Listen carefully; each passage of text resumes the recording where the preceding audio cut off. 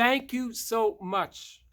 It's humbling to watch and humbling to see how much you've contributed and made the campaign a success. We just finished a campaign of 2 days, 48 hours to raise $75,000 for the Jewish community in Santa Fe to help Jews celebrate Rosh Hashana, Yom Kippur, Sukkot, Simchat Torah, to have a meaningful experience, a Jewish experience, to connect to community or to can be and celebrate wherever they are.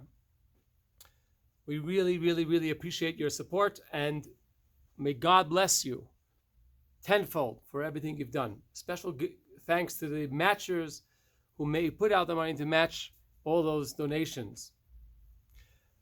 Rosh Hashana is around the corner. Monday night is Rosh Hashana, Tuesday and Wednesday. And of course, a week later is Yom Kippur. The most important ritual of Rosh Hashana is the sounding of a shofar. We're supposed to hear the shofar both on Tuesday and on Wednesday. The minimal amount to hear the shofar is the 30 sounds. It's Kia, Shvarim, Teruah, Tkiya, each one 3 times. And then again, Kia, Shvarim, Tkiya, and Kia, Teruah, Tkiya 3 times, altogether 30 sounds. It's best throughout the service to hear 100 sounds of a shofar.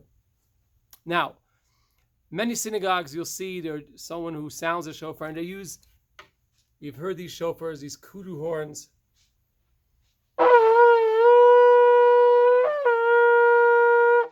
Very powerful sound, invoking a feeling of connection, a feeling to remind us of the giving of a Torah at Mount Sinai.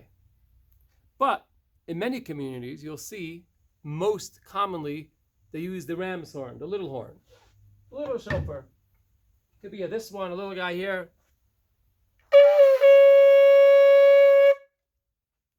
Or this one.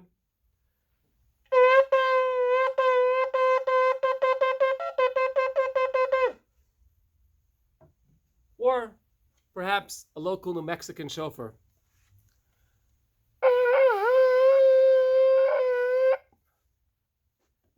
No doubt that these shofars are beautiful, they're large, they make a beautiful sound, booming sound, something that looks like more like a musical instrument, where these are, they're nice, but they don't look so much like a hefty, beautiful horn. So why do we prefer these over these? In fact, if you're Sephardic, you're supposed to, you cannot hear the shofar from a kudu horn. You can only hear it from a ram's horn. And the reason is that according to Ashkenazi tradition, all kosher animals that have a horn are kosher for a shofar except for a cow or bull. But according to the Sephardic, only a ram is good. And therefore, we try to use a ram's horn to remind us of the giving of a Torah at Mount Sinai and the binding of Isaac. The binding of Isaac happened, some say, on Rosh Hashana. Abraham was asked to give up his only son, and he didn't hold back. And instead, God said, okay, I see your dedication, but instead of a son, you could bring a ram to remind us. And the ram horn was later used for the sounding of a shofar at Mount Sinai. God sounded a shofar, the piercing sound of shofar that accompanied the giving of a Torah at Mount Sinai 400 years later.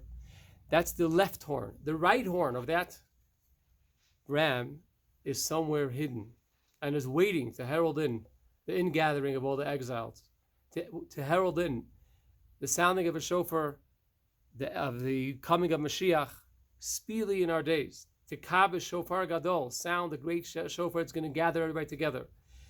Make sure you hear the shofar on Tuesday and on Wednesday. If you can't hear it in the synagogue, you're welcome to please come out at the Rose Park on Galisteo and Cordova. We're going to be sounding the shofar at 5 o'clock to hear the shofar, to connect. May we all be inscribed for a good year, a good, sweet year, Shana, Tova, Umetukah, in all good things, happy, healthy, prosperous, connected, spiritual year. Shana, Tova, Umetukah, Shabbat Shalom.